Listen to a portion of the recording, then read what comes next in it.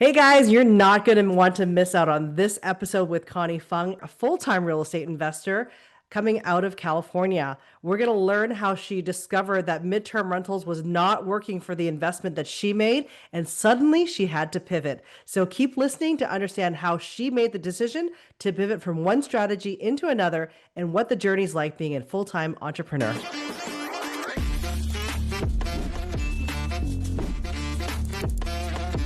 What if you could stop chasing weekend guests and start earning consistent income 1 month at a time?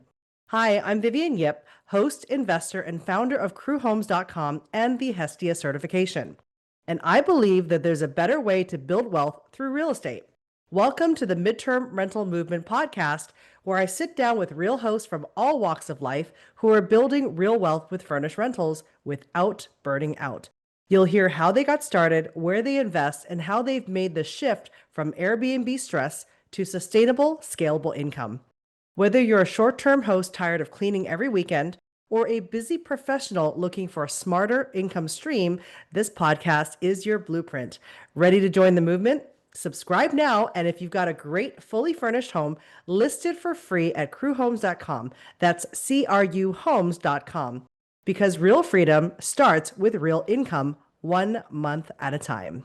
This is why the pros don't rely on Airbnb alone. If you're still only using Airbnb or VRBO without any software connected, you are putting your entire business at risk, especially if you're hosting extended stays, because at that point, you're not just offering vacation rentals anymore. You could be creating tenancy issues without even knowing it.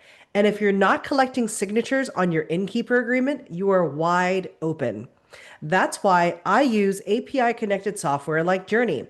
It automates everything from messaging and calendar sync to the check in process, deposits, and yes, even getting that innkeeper agreement signed automatically before every guest arrives. My cleaners get scheduled without me lifting a finger. Guests check in, pay, sign, and get support, all without me being glued to my phone. Use my link below to get your free demo appointment with Journey. And if you use my link, you'll get access to a special insider program with no onboarding fees, no property listing minimums, just simple automation that protects your business and saves your sanity. Go pro, go automated. Click the link and schedule your demo now. I am so pleased to have a very special friend today. Her name is Connie Phung out of California. And wait till you'll hear her journey because it will inspire you. Connie, why don't you tell us about yourself? Bar so high. Yeah, so I started my real estate investment journey almost exactly 2 years ago now. And quite honestly, knew nothing about real estate investing, but I knew that time freedom and financial freedom was my ultimate goal. And that is when I got introduced to the midterm rental model and realized that this may actually work for me. Fast forward 2 years, not only does it work for me, I am scaling at, I guess, fairly past fast pace, and I have achieved my time freedom and my financial freedom, and I'm able to spend more time with my family than ever through this model. That is so amazing. What was your impetus? Like, what made you say, I want to invest in real estate? And number Yeah. two, like, what was your driving force? Because there are good days and hard days. So, on those hard days, what kept you going and inspired and motivated? It's a great question, and you are spot on. There are definitely good days and bad days, especially since I manage everything from out of state. And I really, I'm kind of a one-man show, if you will. So when there are bad days, you really feel it, right? It's a little bit different than working in a corporate team environment where your whole team feels it. You carry all of that weight. But what really inspires me to keep going is I sit back and reflect on how far I've come and how much time freedom I have compared to my old corporate life. So, for example, recently I had an amazing trip in New York with my family, and the whole week I worked maybe an hour while my all of my properties were fully occupied. And that to me, that was my first vacation since I started this journey and not working in corporate anymore. And that to me will be my North Star. So during the tough days, I'm gonna look back on that and say it is absolutely all worth it. 100%. I mean, because there's a lot of people that in my community that are corporate. What did you do in corporate? So I was a director of project management. I ran the PMO office, if anybody's familiar with PMOs. And it was really, really stressful. I worked in biotech my entire career. And I worked in different aspects of the product life cycle, everything from early research and development to product launch. And, I didn't even realize, quite honestly, because it's been so deeply ingrained in who I am, that I was operating at a very high stress level, which is not normal, but it became the norm for me. When I say high stress, it's like when I go on vacation with my family, I'm still thinking about work. When I close my laptop or when I get home, it's still in the back of my mind, right? And that really took a toll on me over the years that I didn't even realize. So yeah, that's a little bit about my corporate background. I know a lot of people that will be listening can resonate with that because high performance people take their work home with them. They're constantly thinking about it. They're constantly thinking, what did I do today? How can I improve things? What does the future look like? So I can completely relate, and I know so many people can as well. But walk me through, like, so we actually have a private interview session in one of my courses that you know about, and we talked about investing out of state. When you first Yeah. started in this journey, you were talking about midterm rentals and the way I do it, but something happened along the way and you had to pivot. So walk me through what your pivot is and what your aha moments are like. Yeah, absolutely. So I knew that midterm rental for me was a temporary strategy. When I say temporary, it's really, really hard to penetrate a market, if you will, that's out of state. You don't live there. You're not physically there.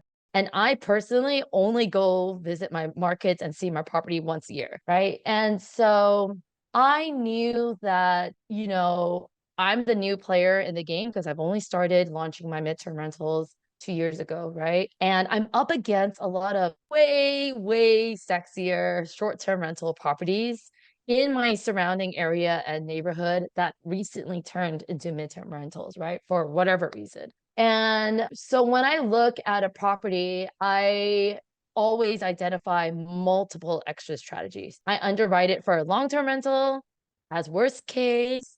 I underwrite it for midterm. And most recently, I have converted some of my whole unit properties into midterm room for rent. I call it kind of the sexy marriage of the midterm rental model and furnished room rental model. And I like to differentiate that from your traditional co-living because when people hear co-living, they typically think of I'm trying to fit 8, 10 people in a house. And that's very different from what I do. But yes, recently did have to pivot to that. So, the pad split is making a huge dent in the real estate investing world. And you just said that you don't attract that kind of guest. So if you're not familiar, pad split is a lot of workforce housing. So people that are working on construction sites, project managers for projects, things like that. So walk me through what your avatar is and how you discovered that. Yeah. So it's really interesting actually because so when I decided to convert, so number one, I decided to convert two of my units into the room for rent model because there was an oversaturation of MTRs in my area.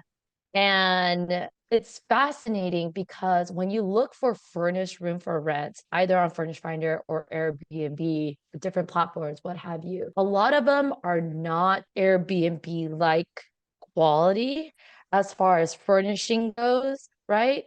So what I did was I blended what I normally do from a quality design and hospitality aspect with midterm rental but offering it by the room. And it is different because when you look at pad splits, although there's a huge range, right?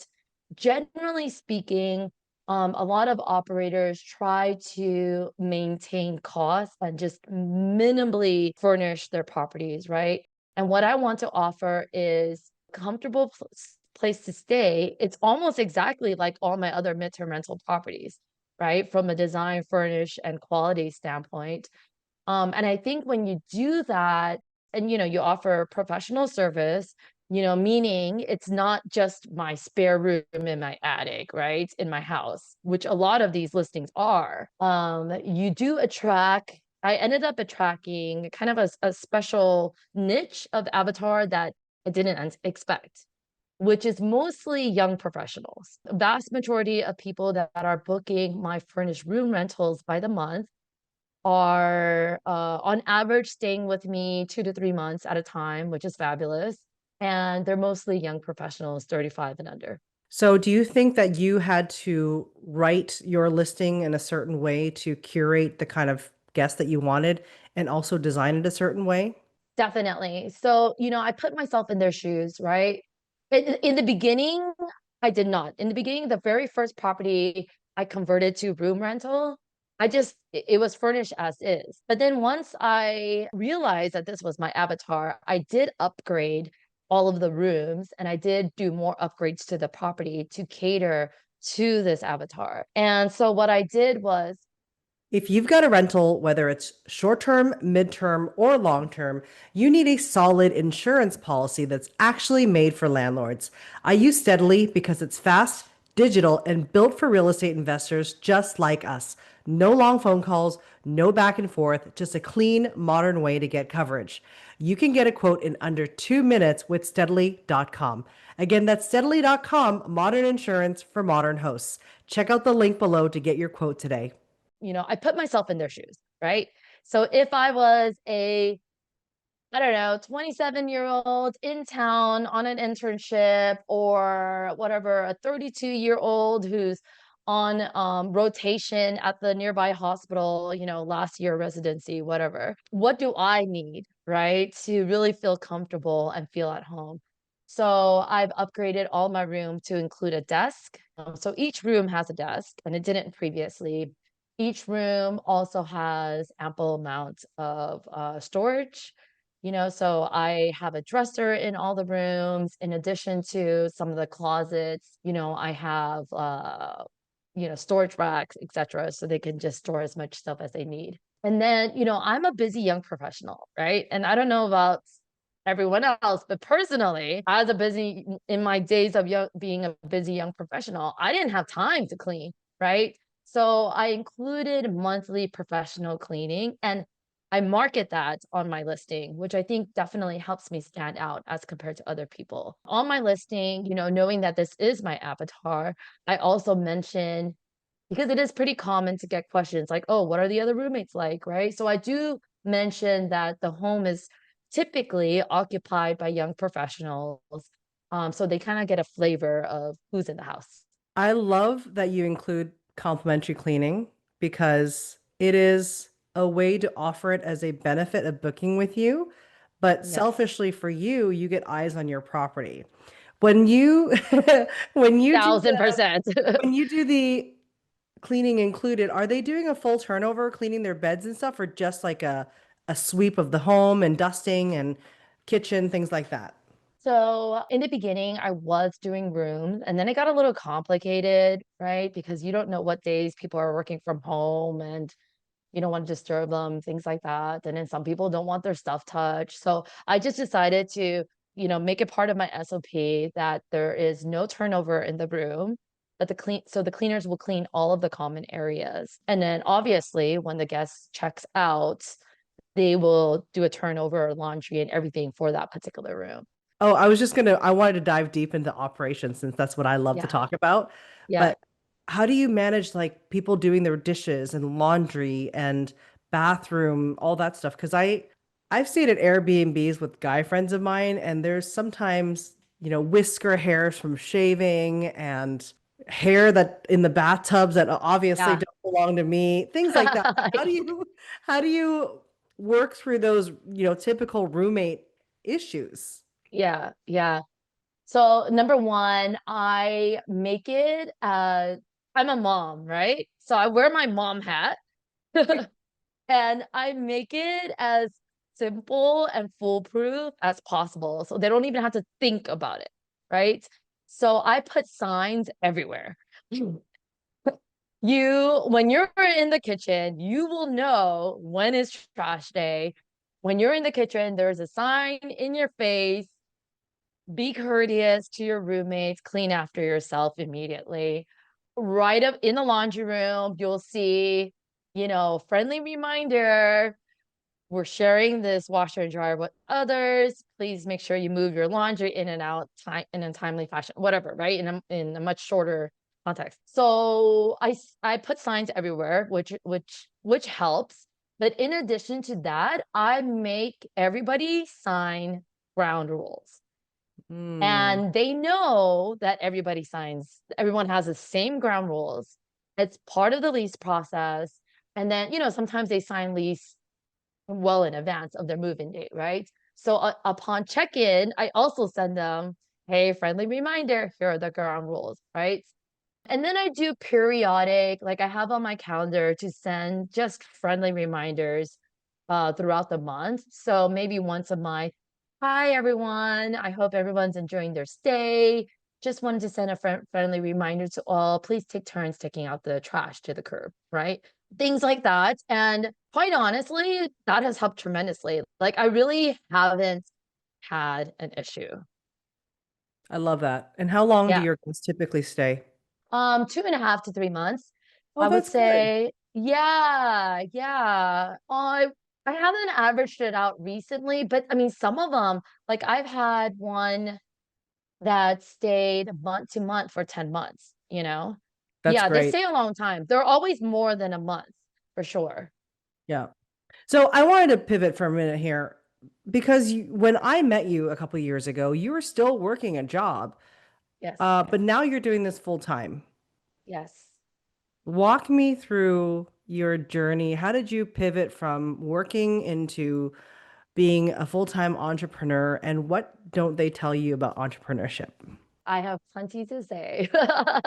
So look, I'm only 6 months into being a full-time entrepreneur. So I decided to go all in on real estate investing when we met 2 years ago because my company was going through massive layoffs. I worked at Biotech and it was a startup. I personally had to lay off several people in my department. So that really shook me to my core because I've previously never experienced the companies I worked at, I've never experienced layoffs before. So what I realize is it doesn't matter how much they like me, it doesn't matter if I'm a high performer, it doesn't matter what value I bring to the company. At the end of the day, I am dispensable because it really comes down to numbers, right? And so I knew it was just a matter of time till they eventually laid me off, which they did. So fast forward, so we met 2 years ago in 2023. In December 2024, I got laid off. And I'm so beyond blessed and grateful that I started my real estate investing journey a year and a half prior, right? Because the layoff financially made it a lot easier, right? Because I had all my rental income.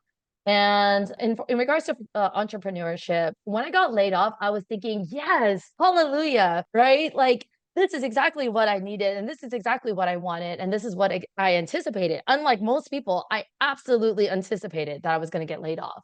And in addition to that, I was building my little financial cushion, if you will, right?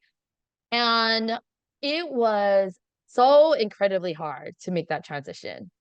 I knew at my core that I was an entrepreneur my whole life, actually. I've had a lot of other different business ventures, and nothing brought me satisfaction like my own businesses, regardless if I failed or learned whatever, right? And so I knew and I was hoping that this would happen. And when it actually happened, holy shit. Like I feel like I was completely lost, you know? I knew, okay, now I have all this time in the world. I want to focus on real estate. I need to scale. I need to keep my operations going, right? But it was extremely, extremely challenging. It's so much easier to be able to clock in, clock out, show up and be accountable for other people versus showing up and being accountable to yourself. So that was one of the it was a long journey, quite honestly, until I finally got into the rhythm of things. And I'm still learning as I go. You know, there are some days where I'm just like, oh man, is this made up for me, right? But here I am. And that's amazing. I can completely resonate with all of that because I've been on my own full-time entrepreneurial journey since April of 2021. No one is telling you to get up. No one's telling you to sit in front of a desk. No one's telling you to connect and make connections and do all the things that you do. But at the core of it, if you know deep down inside what you want in your life and how you see yourself in the future, I think if you make that a powerful enough driving force in your vision for you and your own future, the rest of the stuff just naturally falls into place. So I'm really, really proud of you and just Thank you. watching you grow and pivoting, right? One of the hardest parts about entrepreneurship is knowing when to pivot. And you recognize that so quickly that the traditional midterm rental model isn't working in your market. And you're like, you know what? Let's see what the competition holds for room rentals. And you found your niche and you found your avatar. So I think Yes. it's a really, really great pivot that you did that. Thank you so much for Thank sharing. you. Thank you so Well, much. we're about time. If you had to recommend a book or conference or something, what would you recommend to the audience? Yeah, so the conference I definitely recommend is Investor Con. It's going to be in Scottsdale, June 2026. I just attended my first Investor Con this past June in Orlando, and it was truly a life-changing, transformative experience for me. So I definitely recommend that everybody check that out. Amazing. Thank you so much for your time today, and I cannot wait to see what the rest of the next few years holds for you. Thank you for having me, and thank you for your ongoing support. Appreciate it. You're welcome. Welcome to the ARC Watchtower. Do you know what the major online travel platforms actually cover? Most hosts don't until it's too late. Payout delays, denied claims, and no protection for direct bookings, midterm stays, or reverse arbitrage setups.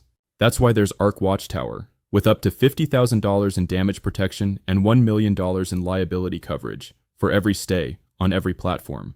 It's automated, platform agnostic, and built for today's operators, from short-term hosts to mid-term rental pros and reverse arbitrage managers placing insurance or corporate guests. Sign up today in 60 seconds. No forms, no gaps, just real protection.